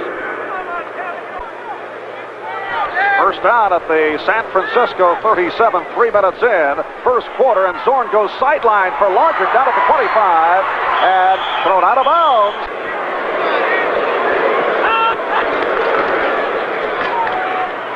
And here's Sherman Smith off a beautiful fake. Gets inside the 15. Ted Vincent, the left defensive tackle for the 49ers, number 75, making the stop on that man. And again, you pointed out the outstanding move of Sherman Smith. I said he was an inside runner supreme in the NFL. Look at the little juke that he makes to wait for the hole to be blocked by his offensive lineman. Outstanding job by Bob Newton, who has come in after being injured for the past 2 weeks. So there you go. Then you cut it off again. Frankie, it's not letting me skip. You didn't cut it right to where I could get it. You gave it to me. Oh in 6 my minutes. God, there was important stuff in there. Here's what I want to say. We're watching that video, Mr. Newton, and your name only gets mentioned one damn time. Why No, is it 3 that all? times. Hold on a few of the other videos. Why is it that offensive men always get screwed over by the TV announcers and they give all the credit to the running backs? Why is that when you guys do all the dirty work? Well, I think it's gotten better. They're given better recognition with the camera angles and stuff to see what's going on in the trenches. But you know, the offensive linemen, they kind of understand that piece of it they still bust their ass every play. You know, to be an offensive lineman at any level in football, you gotta care about it's the performing, you know, without getting recognition. I mean, your recognition comes from the coaches that view the films and your teammates. It's getting better though. Like I said on TV, the angles are getting better. And he was right. They didn't do too bad in that clip, pointing out blocks by the offensive line. So, like I said, I think they got better, but offensive linemen, they just develop a lot of pride as a unit and as individuals to get the job done. Now, you sit there and you say you guys take the pride in that, right? And I know we had talked earlier, and I had made it to the, I brought up like the analogy is that as the offensive lineman, you guys are going literally from 0 to 100 in less than 18 seconds. So, like, what kind of wear and tear does that do on a body where you're just going from a complete standstill to, bam, I got to break somebody and bust somebody right in their face? Well, when you're young and you're in that kind of condition, you gotta get in shape. And I lifted weights very, very faithfully for years, and I had pretty good strength, and because I knew what you had to prepare for. But since it's added up over, I've had my left foot rebuilt, I've had knee replacements, hip replacement, 2 back ops, 3 operations on my elbow. So that wear and tear kind of comes later, a little bit later,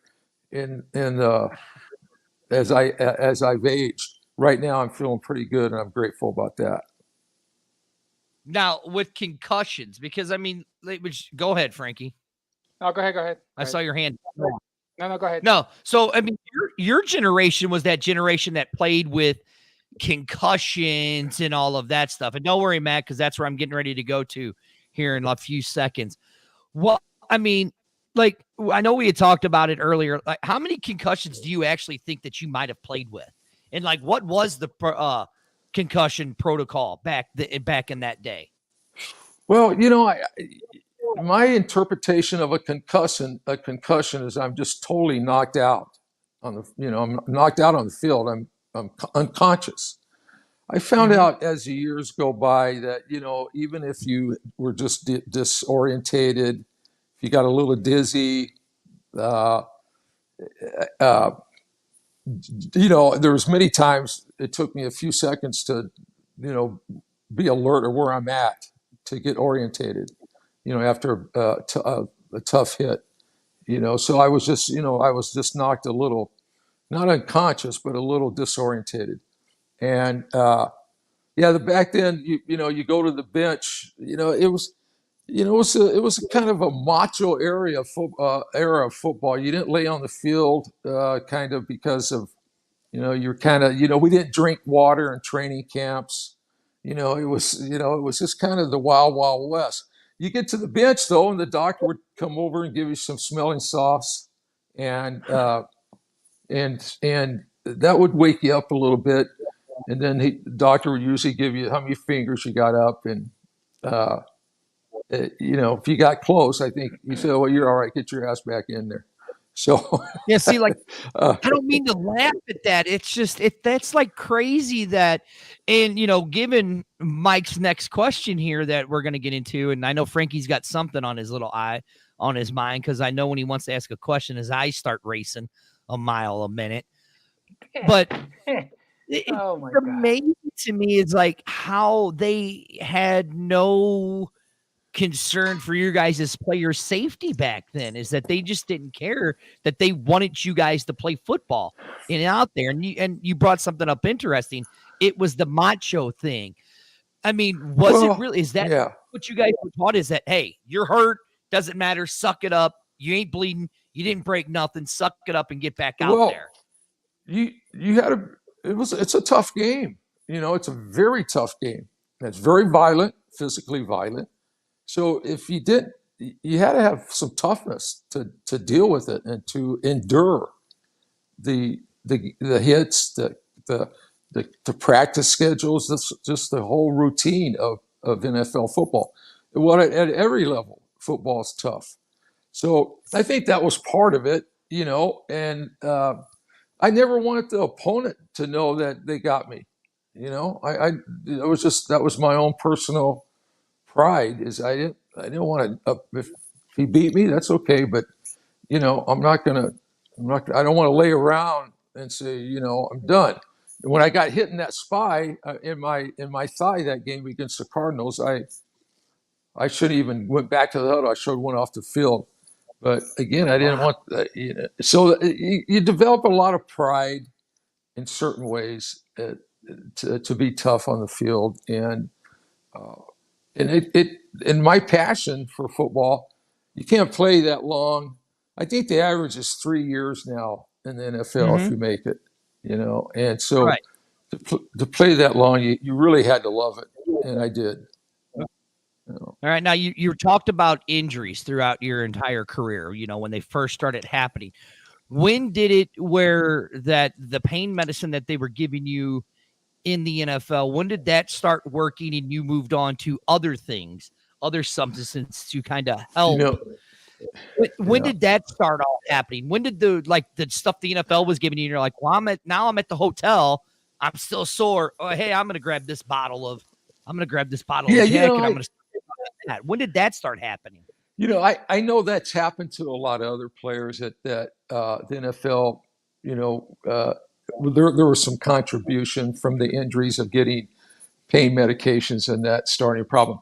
I don't blame the NFL and I don't blame the environment in the NFL for my substance abuse problems. I tell people I went into the NFL with a drinking problem already that was undiagnosed. Okay. Yeah, it was. Okay. I was a heavy drinker coming out of high school, and as a young person, I was able to manage it periodically, and still try to get the job done. But as I got older, and it progressed, it got harder. So I already had that problem. I didn't really. I think I took a few codeine pills during my NFL. I had a couple serious injuries, but. Back in those days, they would shoot us with before the game, they would shoot us with Novocaine in the certain injury location. And then at halftime, if it was worn off, they'd ask you if you want another shot. So that was part of the medical protocol back in those days too. But right. My substance use problem started, like I said, coming out of high school, and it just progressed. Okay. So now, like what Mike says here is, Bob, given your background and experience specifically with the Betty Ford Center, what advice would you give the current and former NFL players whom struggle with substance abuse and more specifically relapsing? That's the first part of the question. Like, what advice would you give to a young player coming into the league or coming out of the league now?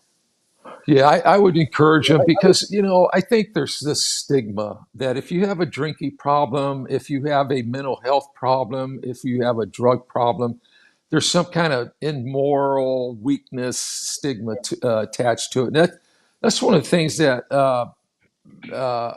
when I was in treatment, I remember sitting there one day saying, God, there's so much ignorance in our society about mental health and addiction problems. And I got kind of on a crusade to educate in that area. So that's what I would do with younger players. You just look, if you think you've got a problem, go talk to a professional, and be honest with them. And because the problem only gets worse, that's what happened. If I could have talked to somebody when I was a rookie, I guarantee you I could have played at least. I got 11 years in, but I could have had a much better quality career. And probably played longer too, but that system wasn't available at that time, and I was in a lot of denial that I had a problem. Everybody drinks, men drink. I had all these myths, and they were all removed when I went to rehabilitation, and so like I said, I'll be sober 39 years in July, and I'm very grateful. Wow. by the grace of God, man. That's how that's happened.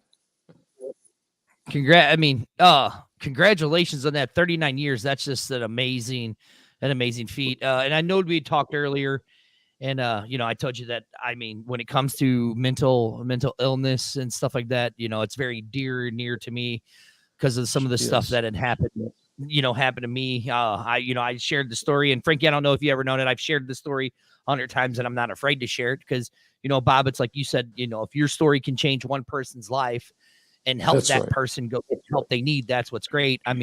I'm 35 years old and I'm standing in my bathroom with a handful of Vicodin, and my 4-year-old son walks in and says, "Daddy, what are you doing?" And that's when I hit my low point. I said, "I'm done." I went to, I mean, I like to say because it's the nut house, because that's what it was. And I sat there for 3 weeks and figured out what was wrong with me. And I accepted that, hey, I have a disease, and, you know, it's something with that. Now, you know, you say with you playing a sport that has been linked to concussions and stuff like that. And we know that concussions have linked to, you know, some links to mental illness. I mean, we saw it with Mike Webster, the CTEs and all of that stuff. Yeah. I mean, you got these guys who, you know, and it's like you said, you know, we're supposed to be the macho. We're the men. We're supposed to be the macho. We're not supposed to show our emotions on our sleeve. You know, we can cry in the bathroom, but when we walk out that bathroom door, we better not be showing any weakness. I mean, so like with you knowing all of that stuff that's happened to you and the effects that the sport has done to you, even though you still love the sport, you can tell you love the sport. What would you tell these young guys now that are kind of already starting to go through some of these mental illnesses, going, you know, having these thoughts, am I really good enough to be here? Or, you know, I've got a concussion, but I'm thinking weird thoughts, you know, like poor Junior Seau said he was hearing voices and shot himself. I mean, as being a guy of 39 years recovering from that, what's one of those words of advice you could really give to somebody and say, hey, listen, here's the deal? Well, I do believe CTE is a reality, and I know that they're doing more and more research on that. And they do have and I'm a claimant in the concussion NFL lawsuit, so I'm kind of, I follow it, you know, to just I hope I never need to make a claim, you know, but it's definitely an insurance in case it does happen. But I do believe a lot of guys have suffered from that. I think there has been suicide ideation and attempts by former players that were suffering from that. You know, the Harvard School, I think they do autopsies on some of the brain tissue that the NFL players that have suffered from that, and they let them, which is very helpful to maybe help us players and current and former players in the future from dying from it, from suicide or any other, you know, tragedy. And yeah, Mike Westford had a very sad, you know, and again, I don't know. I see this. They give me an assessment every year to see if I'm progressing in an impairment. So I'm being monitored. But I definitely believe it's a reality. And I think the NFL, you know, like I said, it was just kind of the wild, wild west in those days. And they are taking, the equipment's better now. The rules have been redefined to help present. You know, receivers in my area would just be obliterated going across the field. And, you know, a guy like Dick Butkus, he could demolish people tackling. So, you know, they might not even let him play in this era, you know. So that's true. I don't know. But it's definitely a serious issue, and I just hope we can continue to make progress on it, helping the guys. Wasn't it true though back then? If you had I don't know, if you felt bad, or if you didn't feel good, most players would have to shake it off because they feared that they would lose their position, their job. Wasn't that true? Yeah, there was some of that, Frankie. Yeah, there was.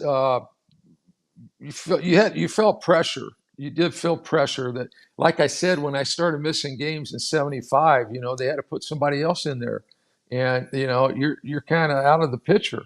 So it was important to be ready on Sunday. So you didn't miss a lot. You didn't miss a lot. I mean, if you had a cold or something like that, you know, that you're going to play. You know, now if you got the flu or something like that, that was a little different. But and you know, in injuries, you had to learn how to play with pain a little bit, and so again, that the toughness, the development of toughness is is a characteristic that goes along with playing at any level of football.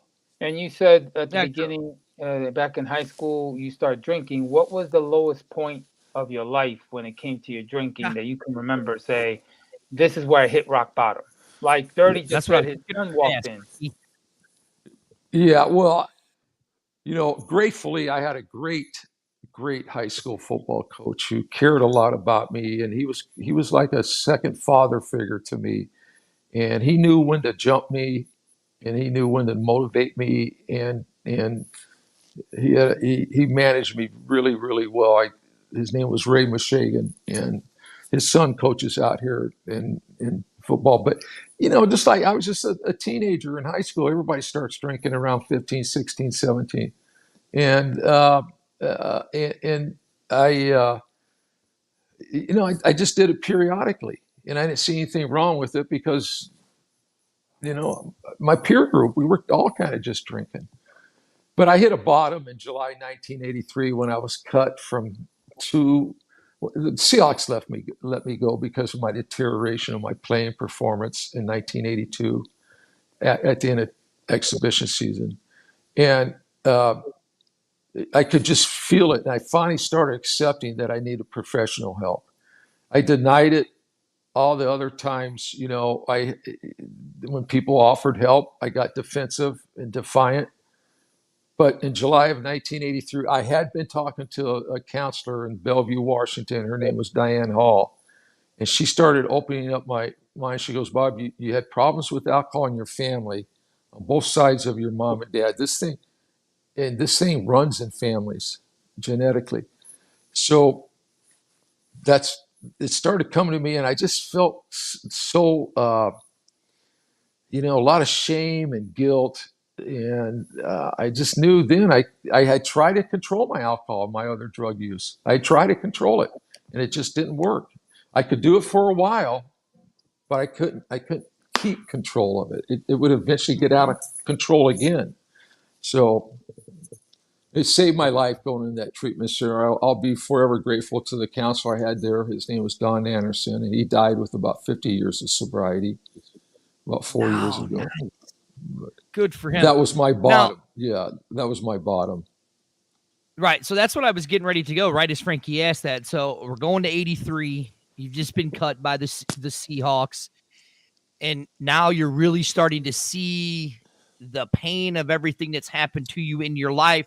And you get put into you go into treatment, into the Betty Ford Center, which I wasn't in a center like that. I mean, you think of Betty Ford Center, it's one of the greatest mental health and substance abuse centers in the world. What was it like when you walked in there for that first time, knowing you had some kind of problem, and you had to now, sit there Jason, and people judge you? Now I didn't go to treatment to Betty Ford. That's where I went to work. I worked at the Betty Ford Center for 15 years. I went to treatment in the state of Washington at a facility in Monroe, Washington called Valley General Hospital. But I went to work Bob. with the Betty. Okay. I read hold on, Bob. Frankie, make fun of me. I read my fact wrong. What else is new? Okay, all right. You guys are going to make Bob. National television, man. You guys are good. Thanks. We're like Beavis and Butthead. Oh my God. You got to keep it lively. That's good. Right. So you walk into that treatment center for the first time, right? Not knowing what to expect. What was it like? Because I remember walking in there. I was scared. I felt like a failure. I felt like a loser. I was like, I can't believe that I let all of this happen to me. Yeah. But then I said, and then something just clicked. You know what I'm saying? Yeah. Yeah. I relate to those exact feelings. I felt worthless. I felt scared. What's a nice guy like me having to be in a place like this, Mm-hmm. And, I was just a lot of negative internal thoughts, and which kept me away from treatment before. Like I said, the stigma, if you have a problem with alcohol or some other drugs, or with mental health, there's the stigma, like you're going to be judged and so forth. So, you know what happened right now? I mean, I've done so over the years. I don't care who knows that I'm a recovering alcoholic drug addict, because I'm very grateful for that I don't have to go back out and drink and drug anymore just to prove that I can't control it, but that's just part of our society. And hopefully, like I said, I think we're making a little progress not to be so judgmental with people that have these problems, and to keep educating families, organizations, schools, governments to help people with this problem, to continue to help people with alcohol and other drug and mental health problems. Right. See, like with me, I remember when I was sitting in there, because I went in for suicide. So it's a 3-day mandatory stay no matter what. Right. And then you talk to your doctor. Your doctor decides if they want you to stay longer. Then they say you can do it voluntary or you can do it involuntary. I was like, well, it's like, you know what? I'm going to give it a shot. But in those 3 days, I'm just like, no, I don't really have a problem. I just had a weak moment. And then I remember when I had that one-on-one, my last one before my 3rd day, the doctor literally looked right at me. He goes, so how do you feel? I'm like, oh, I feel fine. He goes, do you really? And I'm like, well, yeah. He goes, but you're in here, so you can't really feel fine. He goes, basically, he goes, I'm going to be honest with you. He goes, you're lying to yourself. And until you get to that root problem, I'm going to see you in a few years, or you're going to end up 6 feet deep. Yeah. And well, that's a pretty,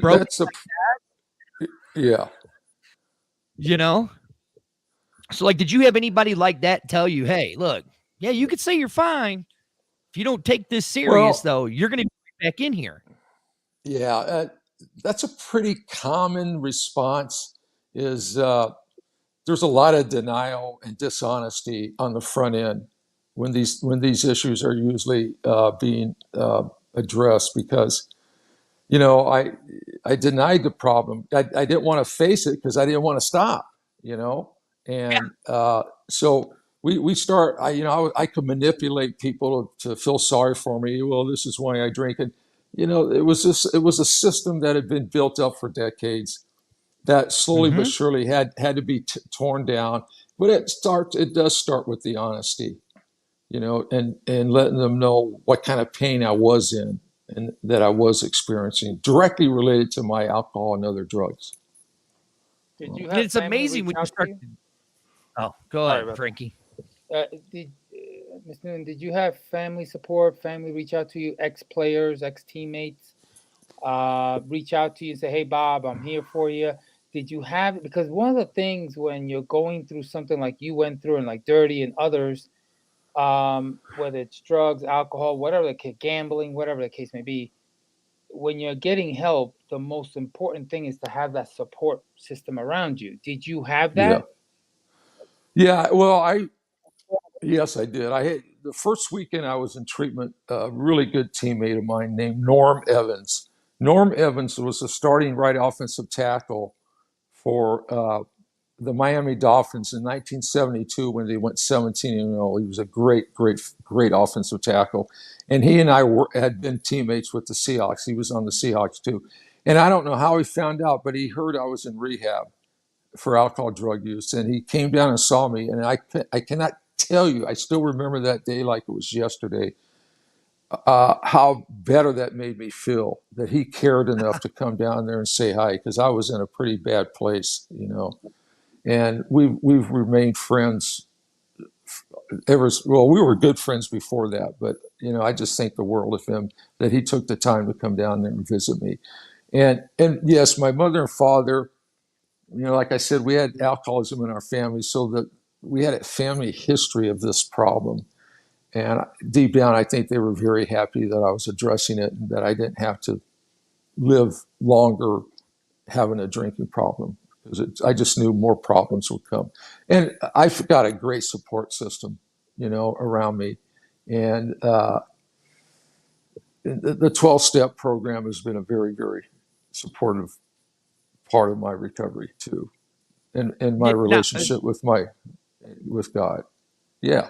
Now, Bob, you say that, you had your teammate come down and say something to you. It was what made me stay was my dad sat there literally for the 3 days that I was in. in the self-isolation. He literally sat out in the waiting room for the 3 days until it was Wow. over. And then on the There last you day, they go. had him come in and talk to me. And that's what he was the one that convinced me. No, you need to figure out what's going on. And I think that's what did it for me. So you're right. It's when you have that support system around you, that's what helps you do it. You bet. So let's You bet. move on. You get the help. You get the help, and then you're deciding, I'm going to start trying. I want to help other people like this that are in my situation. So you go to the Betty Ford Center, and you work there in those years as a recovering addict. You know, what was it like for you being able to help other people? Because I'm sure you've helped people and you lost people, but let's go with the loss. Like as an struggling recovering addict, when you lost one of your people that you were there to help, like what toll did that take on you, and what made you not go back to do those relapse scenes? Because that would have to be hard. Yeah, well, that's the, every job has its pluses and its liabilities, and that's when you're a counselor working on the front end with people, it's got these problems. That's kind of the liabilities of it, is when people just don't get it. They go back out, and then their wife does leave them. They do end up in jail, or they do get medically sick, or they get in legal problems. Those are all sad commentaries, and because you care about people. I think, I heard a management saying, people don't care how much you know until they know how much you care. And so we would present that care, but I saw sometimes people would go out there and relapse, and that was their last relapse, and then they got treatment again, or they got well and they didn't relapse again. And that last relapse just, oh yeah, because you said quote right there. You have a quote is, I had a lot of God-given ability. I was fast, I was big, and I was driven. Yeah. You just put a lot of, I think I was kind of a perfectionistic, you got to be driven to play at that level. And for me, I had to be driven, and I was. And, and it, in that environment, you could have 60 good plays and 2 bad plays, and, beat yourself up for 2 or 3 days, Right. So no, go ahead. Good. Well, no, because I would say that kind of can go to this. Once you start working at Betty Ford, you're there. You're that recovering alcoholic. And that I have the God-given ability to recover. I'm big, I'm fast, and I have the determination. So like you could take that athleticness and that, brain that you have for being competitive and being the best, and say, hey, look, we're all going to have shitty days. Yeah. This is what you got to do. Absolutely. Well, a lot of the strengths that I had for football have been converted to my recovery program, and, one thing that's been, I've never seen anybody get treated for alcohol or other drug addiction and go out and drink and drug again. They've never come back to me and said, Bob, I'm so happy to be drinking again. I'm so happy to be using drugs again. My wife is very happy. I'm a better employee. I feel better. I've never heard that one time. And that kind of says it's not any better out there, and I have a lot of gratitude that I haven't had to go back out there. And I don't want to, but I have to take care of myself. I just do it one day at a time. Right. So there you go. You see that guy right there, right? Knowing what you know now and everything, and the way that you live right there. You see that young player right there, right? Yeah. What would you say to that young player right now? If that's you in that league coming up, and a young player comes up and says, hey, Bob, I have a drinking problem right now, but I don't want to end up, I don't want to. What would you say to that young player? I would refer him to a professional that knows that is very insightful, and that can begin to connect to that young player. That young player may not respond immediately, but developing that relationship you never know where that could go. That's kind of what happened to me.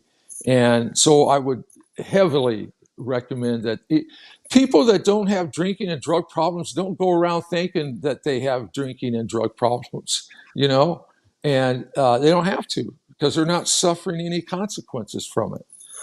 And so, you know, that's where, you know, I never got up on Saturday after drinking Friday and go, oh, did I have any consequences last night, and write it down on a piece of paper or nothing. No, I just said, you know, I might not even remember everything I said the night before, because I had a blackout, which are very, very dangerous. And but that's what I would recommend, though, is that they start connecting with a professional that understands alcohol and other drug problems and mental health issues.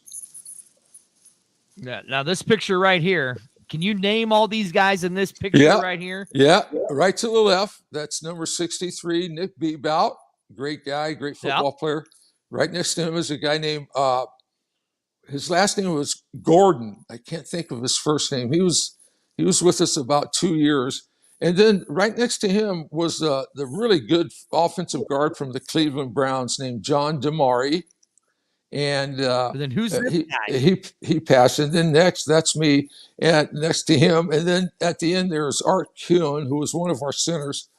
And as you can see, we look kind of, I bet we're getting our ass kicked out there. You know, we don't look real too happy here. Now, see, Bob, what I see in that picture, I see 5 dudes that are like, damn, I'm constipated and I need to go take a dump. When's this game getting over? Well, that's what I see. Well, we got a couple of different viewpoints on that. So I think Frankie's internet went out on us because he's down there in Guatemala. Oh, did Frankie go out? Yeah. Yeah, I could see. No, Bob, listen, I know I've kept you I told you when we talked on the phone, man, when we started getting into the mental illness stuff and all that stuff. Yeah, well, I get to go on. I do have one question for you right here. This is from Mike right here, what he says. I guess he's kind of wanting some advice or whatever. He said, when I played overseas, I used to take a muscle relaxer before the game in practice because I thought I needed it, right? I was fortunate enough to be able to stop before the meds stopped knowing me. Knowing all the health issues later associated with this, how can the NFL get away from giving players something like tramadol? So, is he doing enough to combat that kind of stuff for you guys? Hi, Frankie. Well, sorry, my internet went out. Frankie. Hey, Frankie. My internet went out in Guatemala. Yeah. That's a really, really good question, Mike. And because the thing, I don't know exactly what the medical protocol with pain medication is now in the NFL, but I do know that a lot of these medications like Vicodin and what's some of the other ones? There's about 3 or 4 of them. Tramadol, Oxycontin. Yeah, Oxycontin. That's the other one. I think Oxycontin and the Vicodin are probably the most strongest. And all I know is that those opiates, you can develop a physical dependency on them very quickly and a tolerance. So we're 2 pills or 1 pill, met my needs. Now it's taken 3 or 4 pills.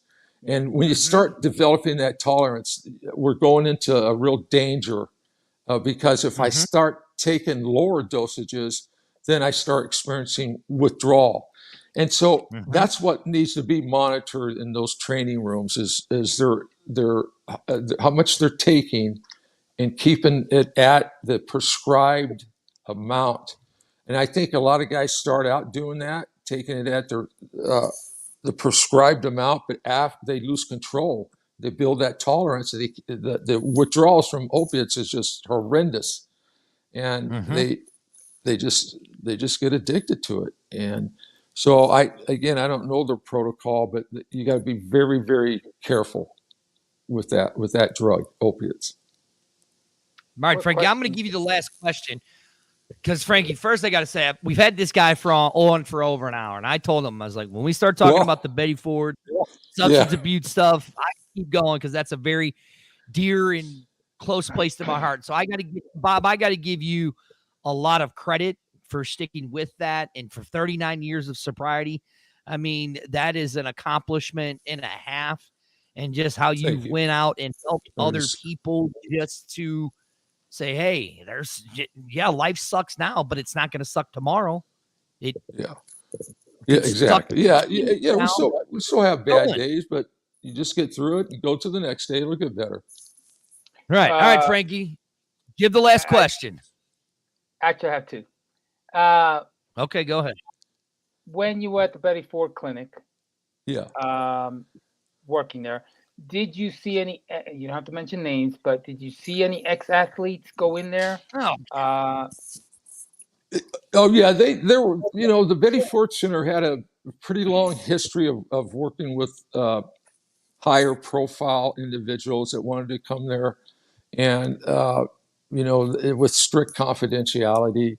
But as I said, one thing I was really grateful for is, as I said, I think the NFL has progressed in helping their current and former players, because we treated quite a few in my years there. We treated quite a few former and a few active players at the Betty Ford Center that was referred to us for help. So I really appreciate that experience of communicating, especially with the younger players. And going back to your coach, Jack Patera, was he aware of your problem? And because it seemed like in the videos that I saw, he seemed to be really like very iron fist, like he ruled with an iron fist, and he wasn't always happy on the sidelines.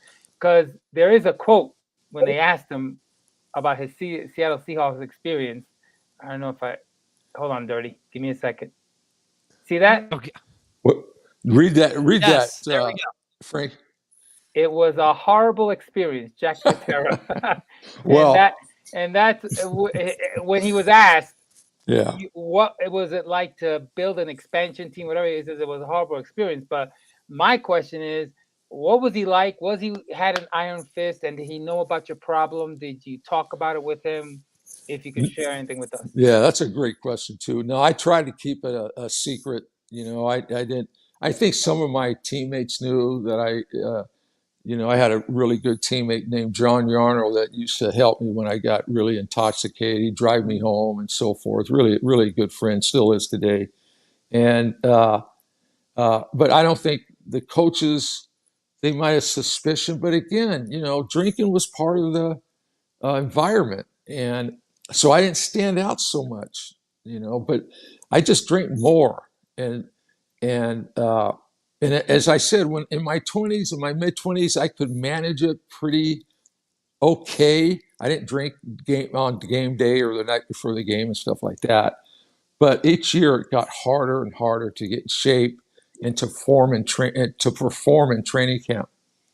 And I like Jack Patera. He was a good coach to start an expansion team. He was a great line coach for the Purple People Eaters when he coached for the Minnesota Vikings. And he also coached the defensive line with the Rams, the Fearsome Foursome, when they were at their peak. And I think Jack liked me when they got me from Chicago, and he liked veteran players that he thought they could step in and contribute right away because we had a young team. And he did have a favorite saying. After practice, he'd say this maybe once a week. He goes, I'm tolerating some of you guys until I can replace you. So, which was like, that was our last thing we heard on at the end of practice. Well, thanks a lot, Coach. Thanks for the heads up, man. So we all looked at ourselves. Who's that? Who's that going to be? It's pretty cutthroat when you start getting at the end of training camp. You start seeing guys that you've known for years that are, the bus is out there. You got to get on it, man. And so that was the tough part of losing friendships over the years. But I thought Jack did it. He got Coach of the Year in 1978 when we were 9-7, and our general manager got GM of the Year. because we got to a winning team so fast in 3 years. That wasn't even heard of in the old days. So we really did. Yeah, and you also played with Al Cowlings and O.J. Simpson in their last years. Did they offer you a Bronco ride? No. You told me not to ask that question, No. and then you asked it. It's fun because you didn't show the whole video. Yeah, Jason, you guys see that other video? Frankie did a good job on it. Thank you, Mr. Newton. Thank you. Well, I mean, listen. He told me a 5-year-old made that. He could have cut it up into a 30-second clip, so I could have played all of them. But you know what was good about that video is that they were giving recognition to offensive linemen, which was progress. They were. Right, yeah, exactly. And I mean, I'll say this. I mean, the offensive line is probably one of the hardest positions to play on the field. Because again, I will go back to that. Like I said, you're going from 0 to 100 in 18 seconds. And you guys are running down the field with the running backs, setting the block, stuff like that. You got guys that are just as big as you, if not bigger, coming from the other side and slamming into. It's like two behemoth 18-wheelers slamming into each other into a fucking wall. You know? That's a good point. It is hard. It's hard to learn how to block effectively, and it takes a lot of repetition and a lot of practice. Right, ladies and gentlemen, this is Pro. Yeah. This is the Pro Football Alliance show. I am your host, Dirty. Right next to me is the guy in Guatemala whose internet decided to go out when we were having a conversation, and I don't get why. Go on, say who you are, sir. It's Frankie from USFL Forever, the original YouTube USFL original games. I'm the one that uploaded all of them, and everybody else just copied, downloaded them, and stole them. All right. What? Reaching for the hug. Good job. Oh, Jesus. Reach for that. You see what I have to put up with, Mr. Newton? I try my best. Hey, I think you guys are going to go national here, man. ABC, CBS, going to be calling you, man. They will have to keep us in separate rooms. Right, and right below us is Mr. Bob Newton, former NFL and USFL offensive lineman. In my opinion, the man has done some great work. I mean, oh shit! I think we just lost him, Frankie. Damn it. Yeah. He probably. His phone must have just died. His phone must have died. Yes. Because he was on his phone. But listen, guys, a guy who's done 39 years of sobriety, a guy who has worked at the Betty Ford Clinic. Please look this man up. And, and I know Bob would say it, if you're having any kind of substance abuse or alcohol abuse, reach out to somebody. Mental health, reach out to them, talk to somebody. Very important. And I hope that tonight's episode, reached somebody and it made them change their mind tonight on what they need to do. That's what I hope. If it didn't, I don't know what to tell you. Best of luck to you. Wish you all the best. But Frankie, before we go, ready? You ready?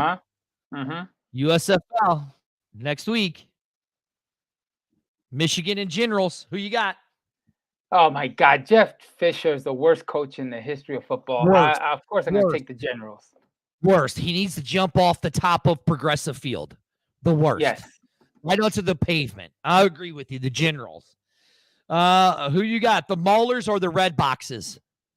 Who the Red Boxes? I'm not saying that name. I'm not saying it. I'm not saying the name. Well, it ain't going to be the Maulers, so I'll take the Red Boxes, whoever the hell they are. Their mascot looks like it belongs in a red box. Okay. You know what team I'm talking about now? Do you know what team I'm talking about now? No. Philadelphia. Oh, Jesus. Yeah, I'm going to take Philadelphia. No, I'm going Maulers. Stallions and Gamblers. No thanks. I know, right? Stallions and Gamblers. Gamblers. Really? Yes. You're going Gamblers. I like the defense. All right, I'm going Stallions on this one. Oh shit, Frankie, we've only agreed on one game. We never agree on All right. anything. Here, yeah, we did. We both said the Generals. All right, you ready? Breakers and the Bandits. Bandits. I like the way Jordan Ta'amu was playing. Listen, I love my man Jordan, but New Orleans looked really good. I'm gonna tell him that. I'm gonna tell him you don't believe in the young man. I do believe in Jordan. I do believe in Jordan. Oh. Sure you do. Sure you do. But if you do recall, what team did I say was going to win the entire USFL? The Bandits. But you're already jumping shit. I can't, so I have to say the Bandits. So there you go. And the Generals are not gonna wait a minute. Hold on. The Generals are 0-1, right? Yeah, they're 0-1, but so are the Panthers. Yeah. They'll beat the Panthers. So that bet that we made ain't gonna happen. Right. Anyways, so Frankie, I know we didn't talk about it, but let's get into it. We are way, way in overtime. 3 million viewers. 3 million viewers on Friday or Saturday, and then Tuesday, Wednesday, or Sunday they had 2.5, and then on Monday they had just almost 800,000 viewers. Right? Mm-hmm. What do you think? Do you think that was a good showing for first it only being 3 weeks of practice and 2 being Easter weekend? Before I answer that, Bob says sorry his phone went out, died. Really enjoyed talking with you guys on the show, and thanks for those great videos. You see, it wasn't a 5-year-old that made it. Anyway, it looked like a kindergarten put the shit together, Frankie. Whatever. But tell Bob we'll have him back on again. Yes, I will. The ratings was just curiosity. We just gotta wait till the next couple of weeks to see if it stays, if it kind of levels out, like every other league. Every league is the same. Hey, the AAF, what was the AAF, XFL? What was the other one? I can't remember. Well, so I did the numbers on the XFL for their first 5 games, right? Of course you would. Well, no, but they only averaged a national rating of 1.2 million. If you take all 5 games. So it only averaged a 1.2 million, which isn't bad, but I would still say what we saw was a success because the spring league only did, I think the first spring league game only did 1 million. And then after that, it averaged only 400,000. Well, Birmingham better start showing up to the games because until right now, well, I agree with you. I agree with you on that one. I understand it's Easter weekend and all that stuff, but what's going to be excuse this weekend, this Friday, Saturday, and Sunday? What excuse do they have? Yep. Well, so it's the 22nd. They have a game on the 22nd, 2 games on the 23rd, and 1 game on the 24th. Correct. And they can't call themselves the football capital of the world when they don't even show up to the games. Okay. I mean, sorry. Right, exactly. And I will say this. The drone is the greatest thing ever. It's the best thing about it. I love the drone. This is the XFL, or this is the Pro Football Alliance. Frankie loves the drone. I love the drone. No, I don't. It's the greatest I hate the drone. We all love the drone. No, Frankie, you love the drone.